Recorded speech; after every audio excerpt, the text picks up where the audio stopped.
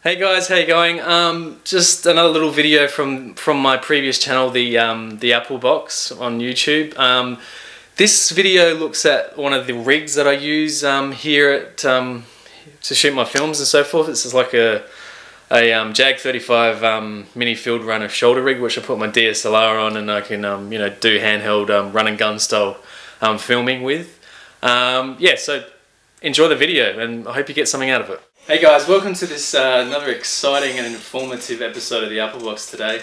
Today I'm actually shooting on my Sony PDX-10 mini DV cam camcorder. Back in the day, this thing rocked. It was essentially the corporate video, the wedding video guys, weapon of choice back then when these cameras came out. And we thought these things were like the bee's knees. I remember using these things at uni and being astounded by the quality, because all we guys used to sort of shoot with beforehand was standard sort of SVHS compact video cameras and VHS cameras and stuff like that. So now you may be wondering why today I'm actually shooting on such a low SD formatter camera. I'm basically saying you can shoot on anything basically out there and create great results. That's one thing, but obviously if it's it's serving its purpose and telling a story, fair enough. But obviously in this day and age, HD video is readily accessible, and everyone's using it, so why not use it? Because we've got to move with the times and get the greatest quality we can. But for YouTube, you sort of can cut some corners, I think, here and there. Anyway, today the reason why I'm not shooting on my 5D is because I've got the 5D rigged up on this little sucker here on my Jag35 Field Runner DSLR rig. Now, as you can see, this DSLR rig is a sort of suitably made for cameras like the 5D, definitely cameras in the DSLR range. It's created for that purpose, so you can counterbalance your camera while still creating some great shots. Now, one thing we've got to remember is the 5D was never made for shooting, Canon's intention was never to actually make a camera that shot high-end quality video and that was going to be used, in Hollywood movies and TV shows and, out there for, videographers and filmmakers, basically. They just made their high-end digital stills camera, for the world to see, but somehow, they added this little video function in there and it sort of skyrocketed, and, the rest is history, and this thing's been going big guns since 2008. And so, essentially what's been happening, a lot of third-party companies that make rigs for, all ranges of cameras, right down from follow focuses, lens gears, shoulder mounts, viewfinders and so forth, went out and saw that there was a market to create DSLR products and, sort of cash in on everything and get in on the wave, and they were exactly right. And this is a pure example of what has happened. I've got the main field runner here from Jag35, jag35.com, check them out. This rig slightly differs from what they've got on the website at the moment. I think if anything there's a few variations on it, but it's very, very similar. We've got the two handles at the front, top handle at the back, and you've obviously got the shoulder support here to counterweight your camera. So I must admit, shooting handheld off the cuff with the Canon 5D just on its own is very difficult to do and very hard to keep it steady. If you've got this little LCD viewfinder in here, which I'll talk about in another video later on, you can very much hold the camera with your two hands and put your eye up to the eyepiece and actually get some nice steady shots. And there's a lot of people that go out there and do that. If that's all you can afford, then why not? Let's go do it. There's nothing wrong with that. But if you want to get a bit more serious and you want to have more stability with your cameras and so forth, then please go out and research the rigs and go find one like I did. Now, the reason why I bought the Jag35 Field Runner was because it was affordable for me, and the price range seemed great, and for what you were getting I thought it was great. Now there are other obviously rigs out there on the market, especially the high-end ones like the Red Rock Micro and the Suitcase brands, and I must admit for the money that you pay and the quality you're getting, they are astounding products. I've used some of their products, and I must admit, if I ever had the money and I could justify it, I would go out and buy their stuff. Superb quality stuff. So definitely go out and try it. But for now, for me, for the affordable filmmaker, this thing does an excellent job. And at the end of the day, you don't have to obviously spend mega bucks and so forth. So long as it's it's providing you with great great support and so forth, and it's delivering what you want for your productions, then why not go get it? You could even go out and build your own home built stuff if you wish. There's nothing wrong with that. I know on Amazon they sell like a $30 harness that you can strap to your body, and you just sit the camera up here like that.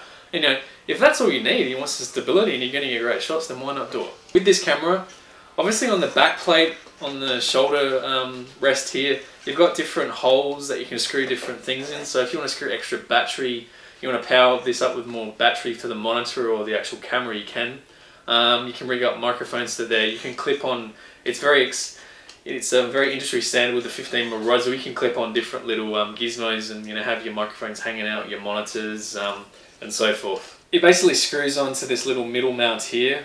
Simple sort of tripod screw. It's not a quick release, if anything. I don't think you'd be needing a quick release sort of plate to get your 5D on and off.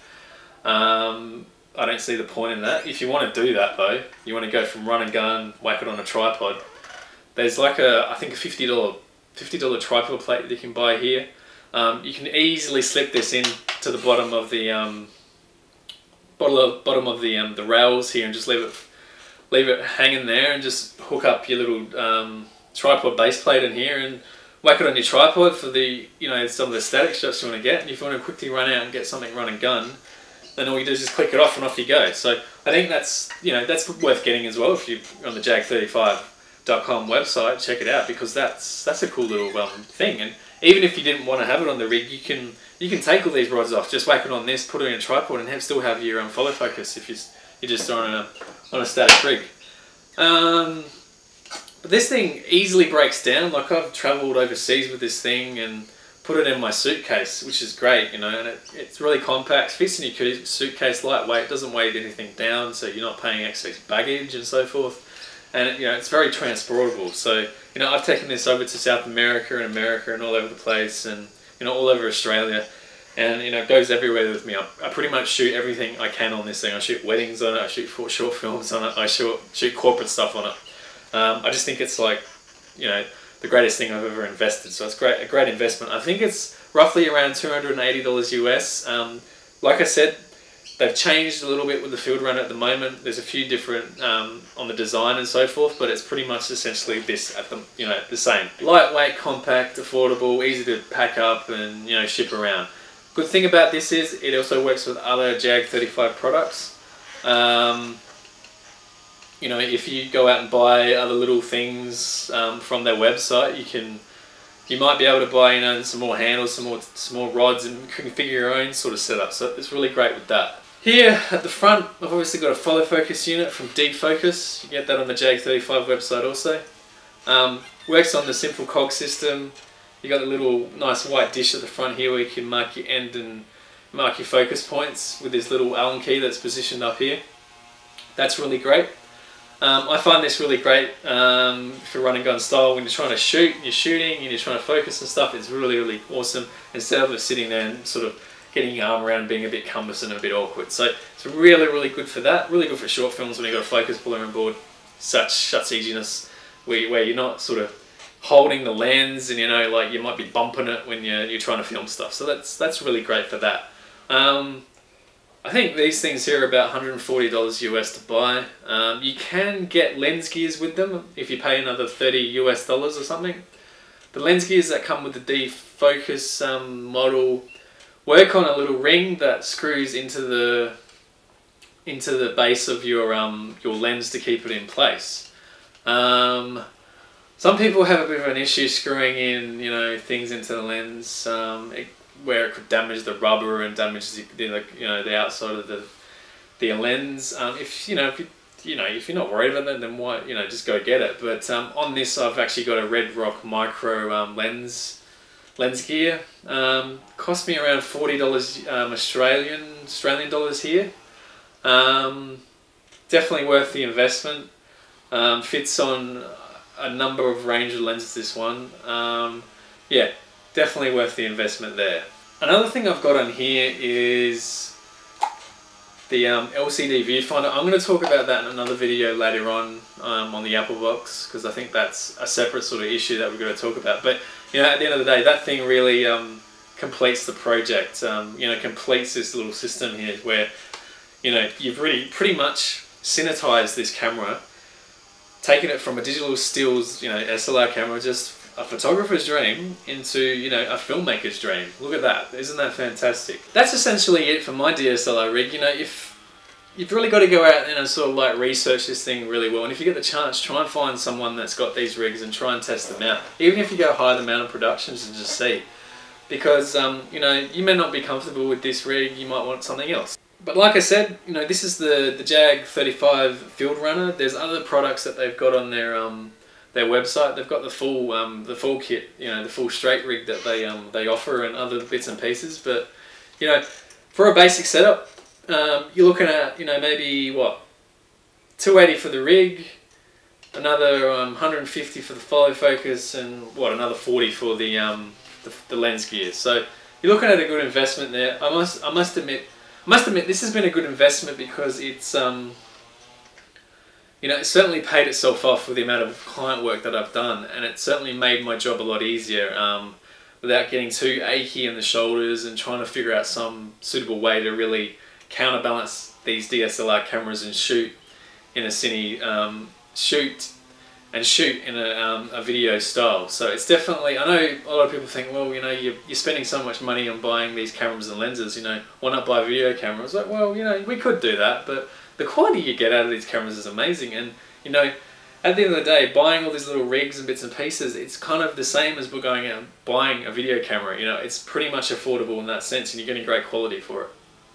So essentially, check it out, jag35.com website.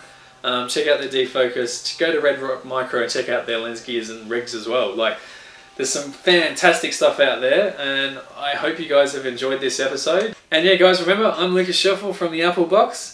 And as always, keep shooting.